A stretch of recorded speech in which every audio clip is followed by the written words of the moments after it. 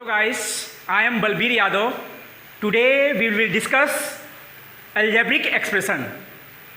This chapter is related to the class 6, 7 and 8. First of all, we know that what is algebraic expression. तो algebraic expression होता क्या चीज़ है पहले आप ये जानोगे, लेकिन उसके पहले आप algebraic expression को जानने के पहले कुछ टर्म्स होते हैं इसके, उन टर्म्स के बारे में हम लोग जानेंगे। पहला जो टर्म्स है व्हाट इज कांस्टेंट, यानी कांस्टेंट क्या होता है। A constant that has fixed numerical value is called constant, यानी कांस्टेंट वह होता है जिसमें केवल नंबर हो। जैसे मान लीजिए एग्जांपल 1, 2, 3 ये सब क्या है आपके कांस्टेंट है, यानी ये नंबर हैं आपके। तो जो कांस्टेंट वह होते हैं जिसमें केवल नंबर से रिलेटेड होता है। And second terms is variable. What is variable? A quantity which can take various numerical values is called a variable।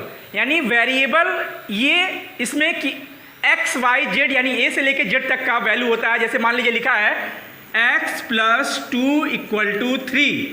अगर हम इसमें पूछे कि इसमें वेरिएबल क्या है, तो इसमें वेरिएबल जो है वो यक्स है। क्या है? X. X is a variable.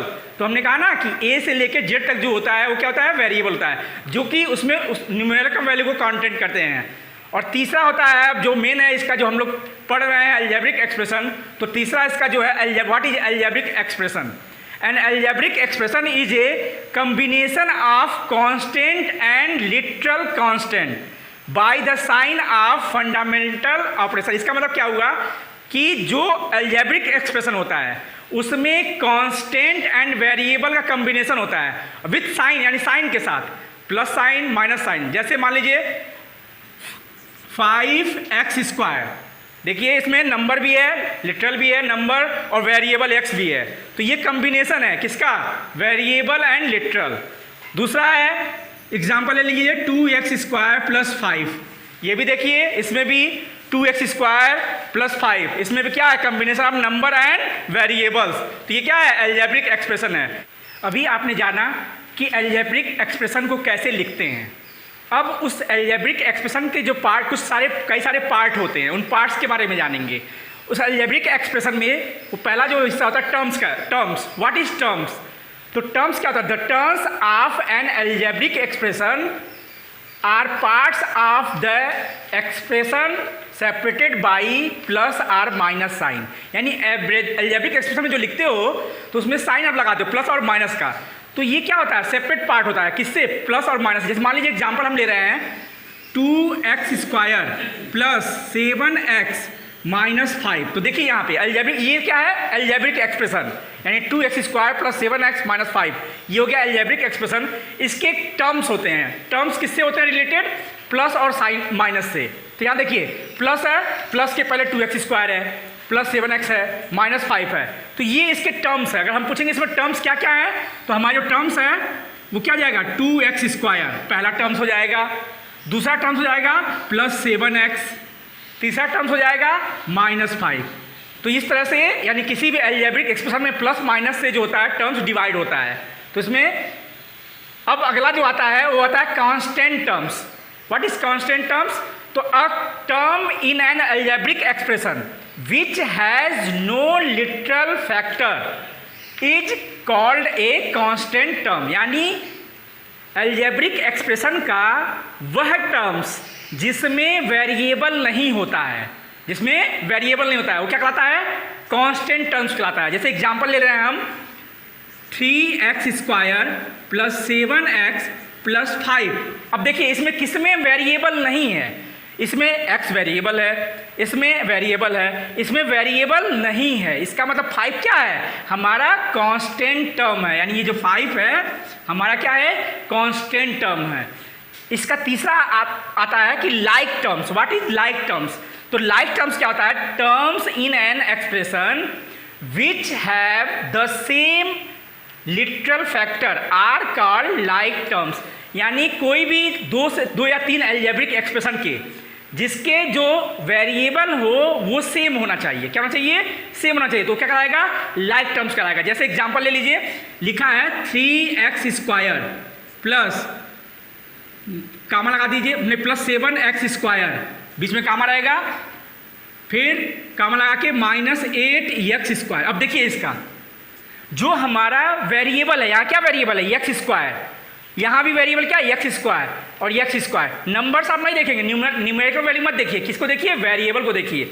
यानी x² यहाँ भी है, x² यहाँ भी है, x² यहाँ भी है। तो ये जो तीनों हैं ये कौन से हैं, लाइक टर्म्स हैं। कौन से टर्म्स हैं, लाइक टर्म्स हैं, क्योंकि इसके क्या सारे जो वेरिएबल हैं वो इक्वल हैं, क्या हैं, एक तरह के हैं। तीसरा है, अगला जो लास्ट हमारा है, अनलाइक टर्म्स। अनलाइक टर्म्स किसे कहते हैं, तो terms in an expression which do not have the same literal factors are called unlike terms. इसका जस्ट इसका उल्टा होता है, अपोजिट होता है ये। जैसे एग्जांपल लीजिए, 3x², कामा लगाइए, -7y², फिर कामा 8z²। अब इसमें देखिए, इसमें जो हमारा नंबर्स है वो 3 है, x² है, पहला जो है टर्म्स, दूसरा टर्म्स क्या है, 7y² है, तीसरा टर्म्स क्या है, 8z² है। इसमें x² वेरिएबल है, y² भी वेरिएबल है और z², तो ये क्या है, सब अलग अलग है, सेम नहीं ना है, इसीलिए ये हो जाएगा अनलाइक टर्म्स। आपने constant, variable, terms, constant terms, like terms, unlike terms के बारे में जाना। अब आइए इसका एग्जाम्पल लेके हम लोग इसका एक्सरसाइज सॉल्व करते हैं। पहला जो है हमारा फाइंड आउट द कांस्टेंट, इसमें हमको फाइंड आउट करना है क्या चीज़, कांस्टेंट फाइंड आउट करना है। तो एग्जाम्पल इसका पहला है 2 है, x, y, 9। तो इसमें कांस्टेंट क्या है, तो कांस्टेंट हमने क्या बताया था पहले आप लोगों को, कांस्टेंट बताया था कि जो नंबर हो, केवल क्या हो, केवल नंबर। तो इसमें कांस्टेंट क्या है, 2। देखिए नंबर है तो ये कांस्टेंट है, x कांस्टेंट नहीं है, यानी इसमें हमारा 2 है, कांस्टेंट है। x क्या है, नहीं है, y नहीं है, 9 देखिए कांस्टेंट है। ऐसे ही दूसरे वाले में क्या कांस्टेंट है, a नहीं है, 6 है क्योंकि ये नंबर है इसलिए कांस्टेंट होगा, और 7 कांस्टेंट है, z नहीं होगा। इसी तरह से पिक आउट द वेरिएबल, अब इसमें हमको पिक आउट करना है वेरिएबल को। तो वेरिएबल क्या है, हमने कहा था वेरिएबल जो होता है ए से लेके जेड तक होता है, ए से जेड तक की वैल्यू जो होती है वेरिएबल होती है, जो कि कांस्टेंट वैल्यू को पुटअप करता है। तो इसमें क्या है, 7 नहीं है, 9 नहीं है, हाँ y आपका क्या है, वेरिएबल है। उसके बाद इसमें x आपका क्या है, वेरिएबल है। इस वाले में क्या है, z आपका वेरिएबल है। इस तरह से फिर हम लोग how many number of terms, हमने आपको बताया था टर्म्स के बारे में, क्या बताया था कि टर्म्स क्या होता है, प्लस और माइनस साइन से सेपरेटेड होता है, अलग होता है। तो अगर हम पूछेंगे कि इसमें कितने नंबर ऑफ टर्म्स हैं, तो पहला जो अलजेब्रिक एक्सप्रेशन दिया, देखिए 2x² -7x + 8। तो यहाँ एक माइनस है, यहाँ प्लस है, ये सेपरेटेड है। इसमें कितने टर्म्स हो जाएंगे, एक टर्म्स ये हो गया, एक ये हो गया, एक ये हो गया, यानी कुल मिला के कितने टर्म्स आपके 3 टर्म्स हो जाएंगे। 2x² पहला टर्म्स, -7x दूसरा टर्म्स हो जाएगा, और +8 तीसरा, इसमें यानी 3 टर्म्स हो जाएंगे आपके। और फिर इसके नीचे वाले में देखिए, दूसरे वाले में 2-2a² है, +17 है। इसमें देखिए अभी प्लस और माइनस है, सेपरेटेड है, तो इसमें कितने टर्म्स हो जाएंगे, पहला टर्म्स और ये दूसरा टर्म्स, इसमें कुल मिला के कितने 2 टर्म्स हो जाएंगे। तो हमने जाना कि कैसे टर्म्स को हम काउंट करते हैं, यानी आप प्लस और माइनस से इसको काउंट कीजिएगा। उसके बाद अगला आता है pick out the constant terms. Constant terms के बारे में हमने क्या बताया था कि जो केवल नंबर हो, उसमें वेरिएबल ना हो। तो इसमें कौन ऐसा है जो इसमें केवल नंबर है, तो देखिए इसमें -31x² और +7 है, तो इसमें देखिए वेरिएबल नहीं है, इसलिए जो हमारा 7 है वो क्या है, कांस्टेंट टर्म्स है। और इसमें क्या है, -8 है, जिसमें x नहीं है, वेरिएबल नहीं है, इसलिए हमारा ये कांस्टेंट टर्म्स है। अगला हमने जो समझाया आपको बताया था pick out the like terms and unlike terms. तो लाइक टर्म्स क्या होता है, जिसका वेरिएबल इक्वल हो यानी सेम हो। अनलाइक टर्म्स क्या होता है, जिसका वेरिएबल सेम ना हो।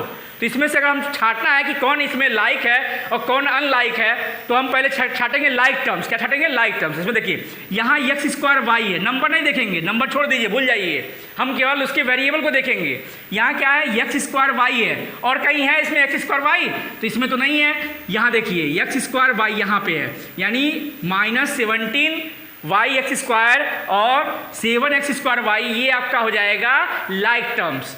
और अनलाइक टर्म्स में क्या होते हैं, जिसका जो है वेरिएबल इक्वल ना हो, यानी जो वेरिएबल इक्वल नहीं होता है वो क्या कहता है, अनलाइक टर्म्स होता है। इसमें देखिए यहाँ y² x है और यहाँ x y है, तो इसके वेरिएबल अलग अलग है, तो ये हो जाएगा अनलाइक टर्म्स हो जाएगा। तो तो इस तरह से आपने देखा कि अलजेब्रिक एक्सप्रेशन होता क्या चीज़ है, इसमें क्या होते हैं, क्या लाइक होता है, क्या कांस्टेंट होता है, और हमको विश्वास हुआ कि आप लोग अच्छे से समझ गए होंगे। धन्यवाद।